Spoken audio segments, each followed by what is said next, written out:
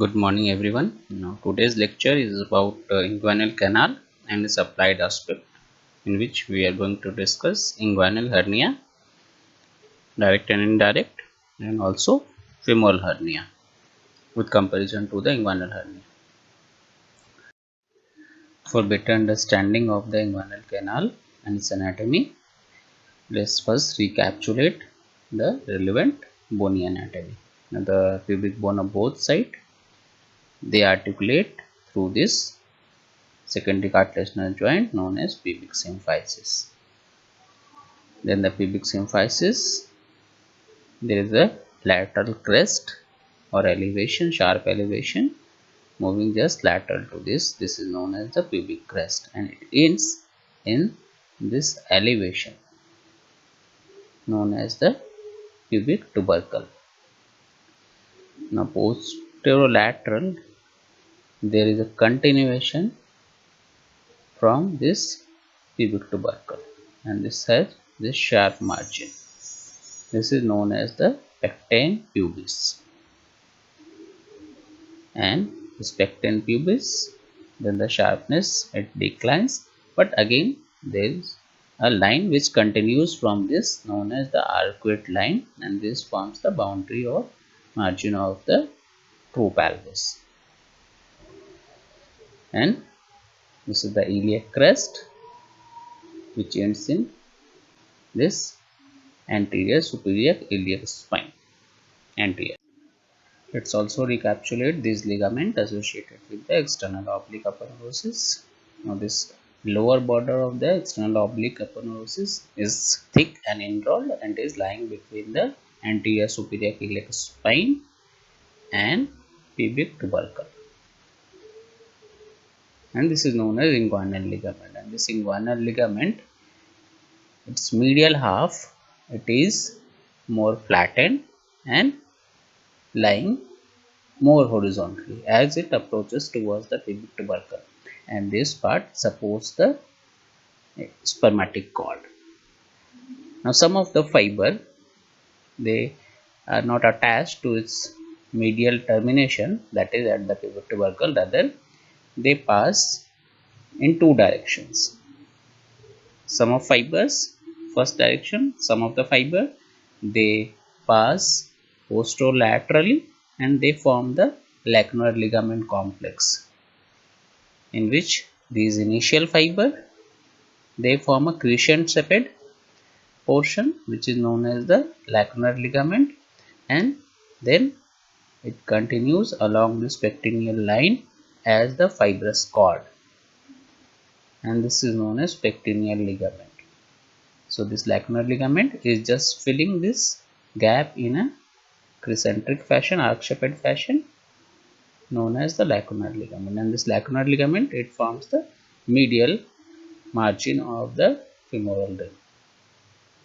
Now the second set of fiber, it sweeps underneath this superficial inguinal ring supporting this spermatic cord, and then merges with the rectus sheath and proceed towards the linea alba to decussate with the fibers from the opposite side, and these fibers are known as the reflected part of the inguinal ligament, which are sweeping superomedially from their terminal portion, pubic tubercle. So these fibers are known as reflected part of inguinal ligament, and this is the superficial inguinal ring which is V-shaped. Now some of the fibers which are running between the crush perpendicular to the fibers of the crush, and these are known as intercrural fiber.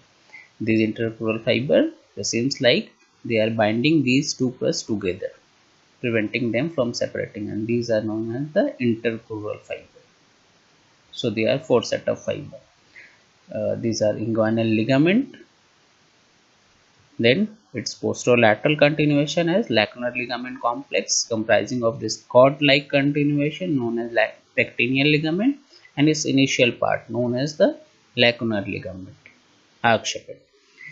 Then is superomedial continuation sweeping this beneath this spermatic cord. This is known as the reflected part of inguinal ligament, and then these two crura of this superficial inguinal ring, they are attached by this intercrural fibers. So inguinal canal, it is a oblique intermuscular slit which is roughly 4 centimeter long, lying in relation to this medial half of the inguinal ligament just above it. This is the inguinal ligament, and it starts at deeper level at the deep inguinal ring and ends at the superficial inguinal ring.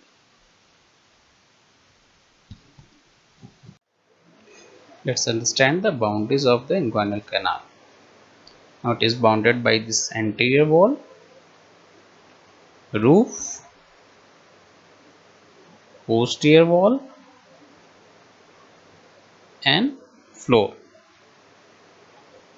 Starting with the anterior wall, apart from the skin and subcutaneous tissue, it is bounded by these fiber of the external oblique aponeurosis, which are going to form the inguinal ligament as they thicken and roll inwards. And in the lateral portion, this external oblique aponeurosis, it is reinforced by these fleshy fibers of internal oblique which are arising from this inguinal ligament. So anterior wall is formed by the external oblique aponeurosis and it is reinforced laterally by the medial fiber of internal oblique. Now the roof, it is formed by these fleshy fibers of internal oblique and transverse abdominis which are arising from the inguinal ligament and arching over the spermatic cord and joining medially to form the conjoint tendon. So these fleshy fibers which are arching over the spermatic cord, they form the roof. Now the posterior wall, along its entire length, it is formed by this fascia transversalis, beneath which is the peritoneum.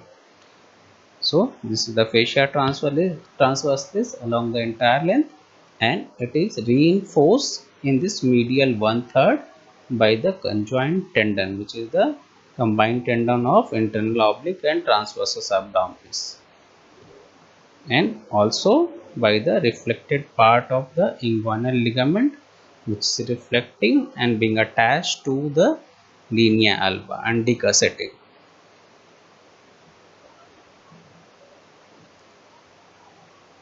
Now the floor is formed by this medial half of the inguinal ligament, which is becoming horizontal and groovy to support the spermatic cord, and its reflection towards the pectineal line, which is the lacunar ligament. So these form the floor: inguinal ligament medial half, which is flattened and groovy, and the lacunar ligament. Now, there are two deficiency, one in the external oblique aponeurosis in the anterior wall, which is the superficial inguinal ring, and another is in the fascia transversalis, which is the deep inguinal ring. Let's also understand this boundaries of the inguinal canal through this sagittal section at the pubic crest. Starting with the anterior wall, so other than skin and subcutaneous connective tissue, fatty layer and membranous layer, then this is the external oblique aponeurosis. So anterior wall, it is formed by the aponeurosis of external oblique muscle, which is rolling inward and thickened to form the inguinal ligament. And laterally, it is reinforced by the fibers emerging from the inguinal ligament of internal oblique. So these medial fiber of the internal oblique, they reinforce this anterior wall laterally. Now posteriorly, this is the fascia transversalis. So it is the fascia transversalis along entire its length, and it is reinforced by its medial 1/3 by the conjoint tendon, which is the combined tendon of internal oblique and transversus abdominis. And in the medial most part, the reflected part of the inguinal ligament reinforces this wall. Now the roof is formed by this arching fiber of transversus abdominis and internal oblique, and they combine to form the conjoint tendon. So these arching fiber of internal oblique and transversus abdominis, they form the roof. And floor is formed by the medial half of the inguinal ligament, and it is reinforced in its medial portion by this lacunar ligament.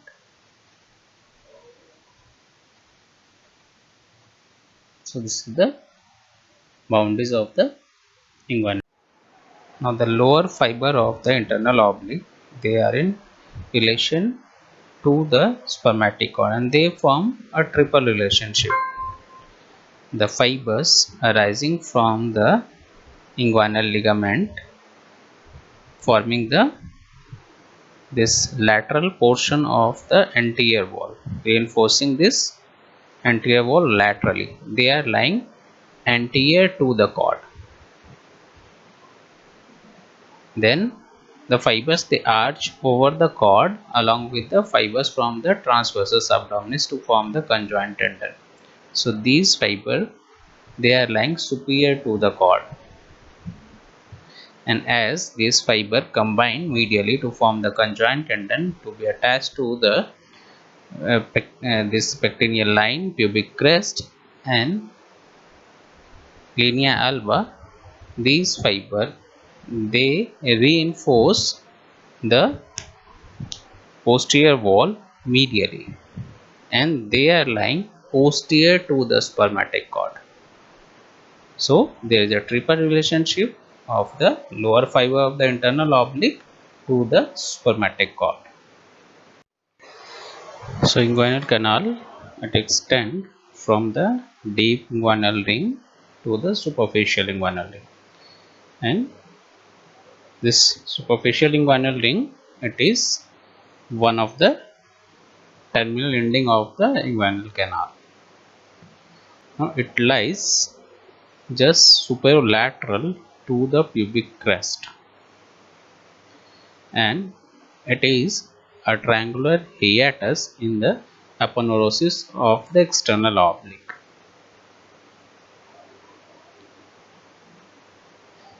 As it is a triangular opening, so it has an apex which is pointing superolaterally and a base which is lying in line with the pubic crest. This apex lying superolaterally, so it has these two sides known as the two crura. So it has a lateral crust which is thicker, and it is reinforced by the fibers of the inguinal ligament, going to be attached to the pubic tubercle, and a medial crust which is attached to the pubic symphysis and even interlaced with the fiber from the other side, and it is thinner. And as we have already discussed, these two are bound together by these intercrural fiber.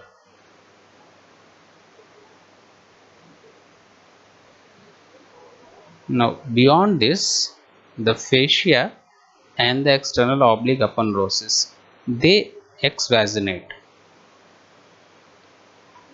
on the spermatic cord as well as on the testis as external spermatic fascia, covering it on the outermost side. Now next is where this canal begins, and this is the deep inguinal ring, and this is a oval opening in the fascia transversalis,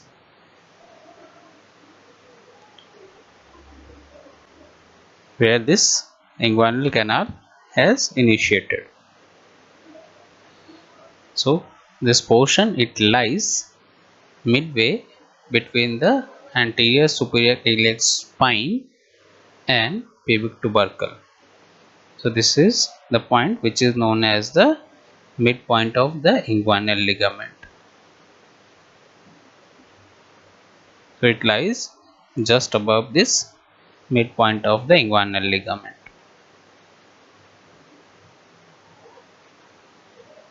As it lies above the inguinal ligament, and it is lying just lateral to these inferior epigastric vessels. So inferior epigastric vessels, they are lying medial to the deep inguinal ring,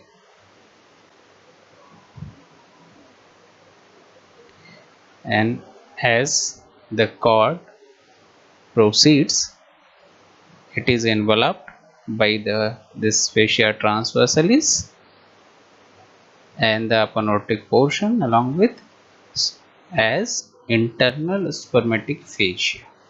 So these evaginate as internal spermatic fascia, and the deep ring as well as the superficial ring, both are of very small caliber in case of female, and they are larger in case of males.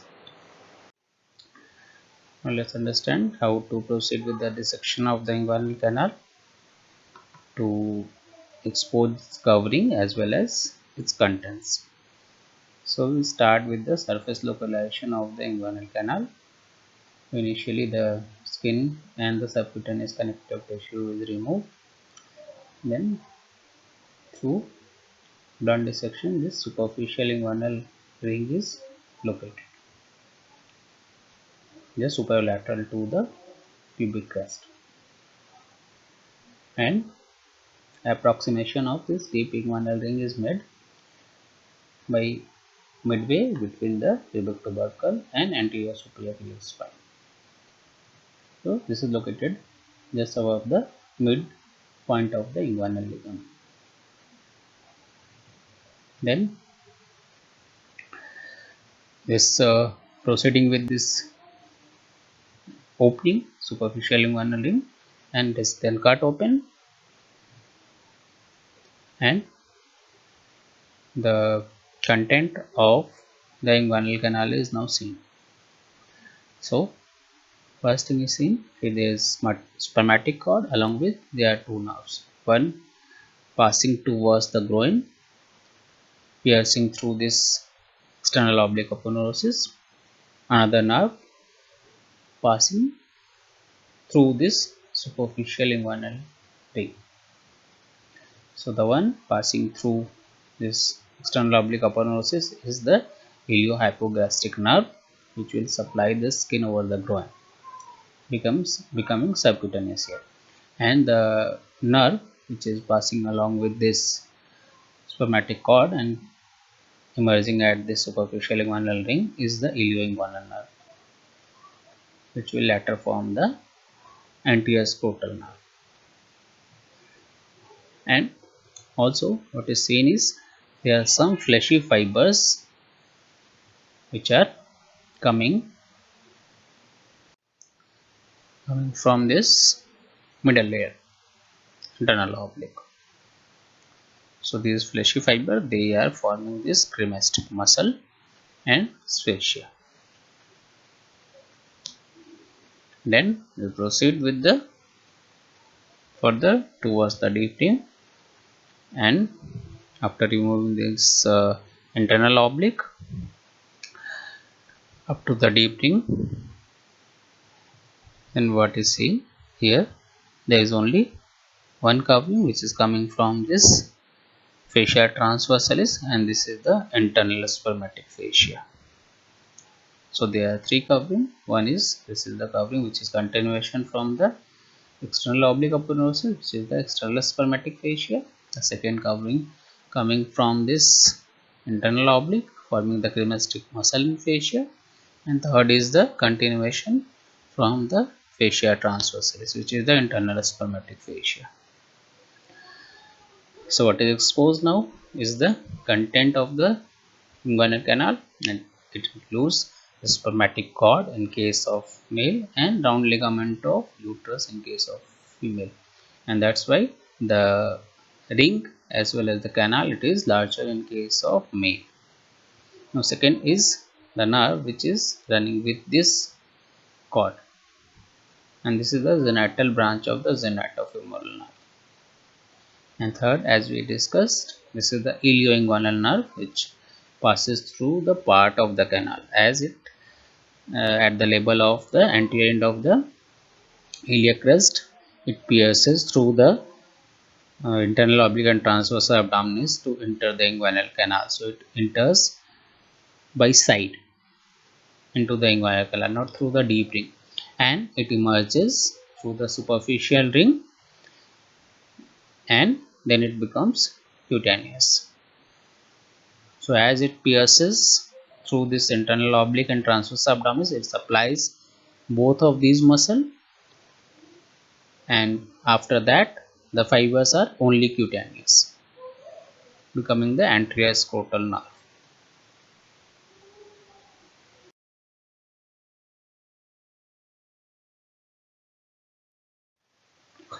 So they are site of potential weaknesses from where the abdominal content could herniate, and this can be understood by this sectional view, coronal sectional view, from where this anterior abdominal wall is seen from a posterior view.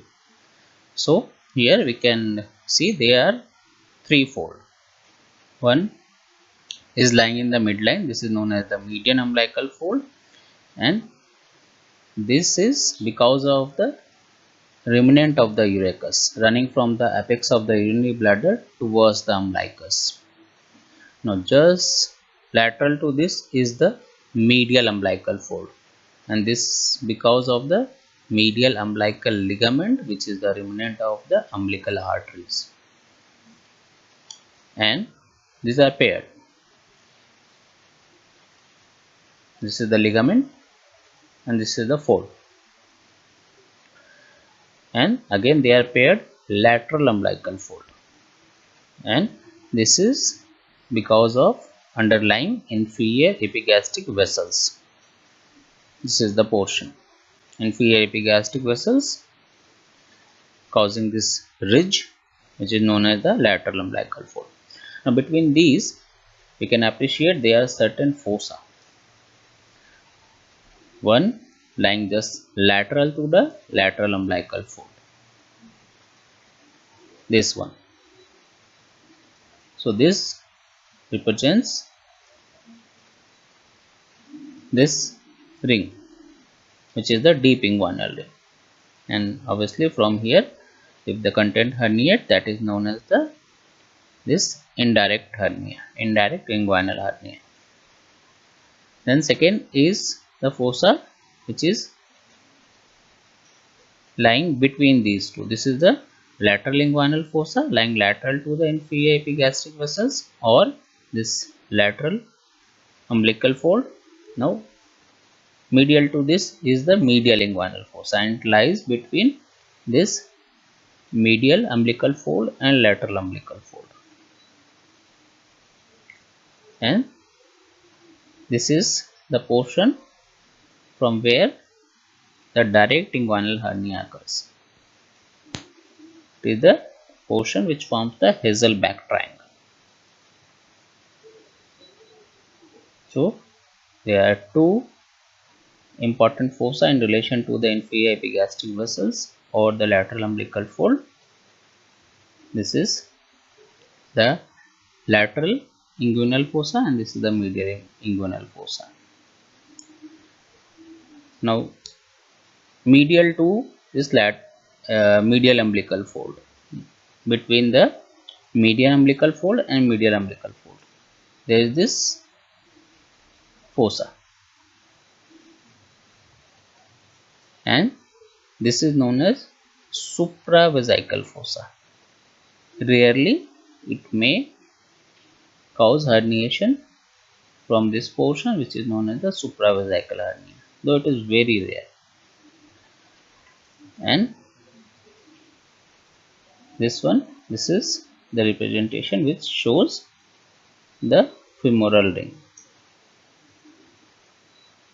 From here the abdominal content may herniate and that will cause the femoral hernia. So the important one is those lying lateral and medial to this lateral umbilical fold or the underlying inferior epigastric vessels. Lateral to it will cause the indirect inguinal hernia. Medial to this will cause the direct inguinal hernia. Now let's understand this Hasselbeck triangle, which is the site of direct inguinal hernia, and it is bounded by these three borders. Medial border by the lateral margin of rectus abdominis, which is known as linea semilunaris. Superlaterally, these are the inferior epigastric vessels, and inferiorly is the inguinal ligament. Now another site of herniation are also can be located. This is the site of indirect inguinal hernia, which is the deep inguinal ring, the opening in the fascia transversalis. And below the inguinal ligament, this is the femoral ring, bounded medially by the lacunar ligament. Inguinal canal, it is a natural hiatus in the anterior abdominal wall and that makes it a point of weakness through which the hernia may occur, and there are certain protective mechanisms to check that. First of all is the oblique course of the canal, and because of the tonic contraction of the abdominal muscles, the wall they are compressed. Second, both the point of weaknesses that is the superficial and deep ring, they are well reinforced. Like the deep ring which is situated in the posterior wall, it is reinforced by these fibers of the internal oblique rising from the inguinal ligament, which reinforces the anterior wall in this region. And the deficiency in the anterior wall, which is the superficial inguinal ring, this is reinforced in the region of posterior wall by the conjoint tendon. So both of these site of weaknesses, they are well reinforced. Now when during cuffing and straining, when the intra-abdominal pressure is raised, at that time, because of the contraction of these muscles, especially the transversus abdominis and internal oblique, the which works through the conjoint tendon, so the roof of this canal is flattened, and thus this canal is then again compressed, and the structure within is also compressed, and because of that the herniation of anything is prevented, though the abdominal pressure is raised. Now, in case of sustained and forceful straining, like in case of parturition or defecation, especially strained defecation, like in constipation, the person it assumes a squatting position, and because of that squatting position, it safeguards as the thigh is approximated to the anterior abdominal wall. So, this additional compression and approximation of the thigh to the anterior abdominal wall, it safeguards this passage. So, these protective mechanism they act to prevent the herniation of the abdominal content through the inguinal canal. Now, another protective mechanism which prevent the herniation from the inguinal canal is the presence of this musculoaponeurotic artery, and they include these three arteries. So, this inner one is known as the internal shutter mechanism, and this is formed by this interfoveolar ligament which originates from the lower aponeurotic fiber of the transversus abdominis, and it arches over the this internal or deep ring over the spermatic cord to be attached to the inguinal ligament. And when it contracts this portion, it acts as a medial functional edge of the deep ring, obliterating this ring as it contracts. So, it works as a shutter, internal shutter, obliterating the internal ring. Now, this outer external shutter mechanism, it works with the this superficial ring together because they act in unison. Now, this external shutter mechanism is formed by the lower fiber of internal oblique as well as the transversus abdominis. This together form the conjoint tendon, and they when contract they pull this portion infralaterally, and because of this portion it is obliterated because these fiber originating from the inguinal ligament they are fleshy, so when they contract they pull it infralaterally, and along with that this superficial ring it is also obliterated because it is protected or it is reinforced in this medial portion by the conjoint tendon. So this portion also obliterated when the portion is pulled infralaterally. So thereby with the increase in the intra-abdominal pressure, not only the anterior posterior wall it is compressed. These functional unit musculoaponeurotic artery they also pull the roof downwards, descends the roof like a shutter, and thereby they obliterate this canal further to prevent any hernia. Inguinal hernia can be classified into two types, indirect and direct. Now the indirect type of hernia is the one in which the hernial sac it passes through the this passage which is formed by the descent of the testis. So it follows the same path. It passes through the deep ring, then the inguinal canal, then the superficial. And in case of the direct, it passes through this weakness in the posterior wall, the fascia transversalis. So the hernial sac it comes directly into the inguinal canal through this weakness in the posterior wall, and then it descends further through this superficial ring. So this is known as a direct type. Now the indirect type of hernia it is more common than the direct type 5 times more common, and it is more common in case of males because this is the path formed by the descent of the testes or even due to the persistence of the processus vaginalis. So it is mainly congenital in type, and it is more common in case of the children and young adult.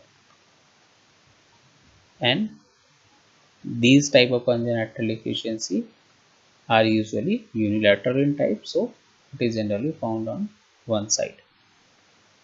And since in case of the children and young adult, this tonic contraction of the muscle, and when the muscle tone is more, so there are chances of strangulation, especially at the deep ring or even in the passes. As we have already discussed the musculoaponeuritic portion, so there are chances of more strangulation and even the incarceration of the this hernial sac. And even the when this hernial sac it goes down, since there is a preformed conduit or the channel because of the persistence of the processa vaginalis, so the hernial content may herniate up to the scrotal sac. And since it passes through the deep ring, so this is the portion showing the inferior epigastric vessels, so it lies lateral to the inferior epigastric vessels.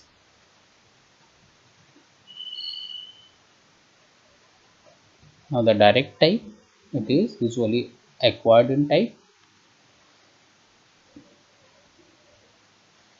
It may be due to the old age, chronic coughing, chronic constipation, or surgery and post-surgery complication, because of which the muscles may because of the muscle weakness secondary to the damage to the nerve, especially this iliohypogastric and ilioinguinal nerve, which supplies this internal oblique and transverse abdominis.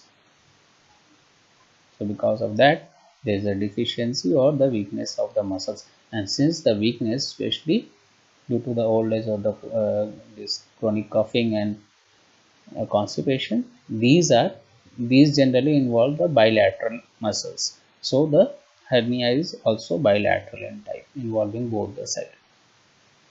And since there is a muscular weakness through which the hernial sac passes and tonicity is already less, so there are less chances of strangulation of the hernial sac.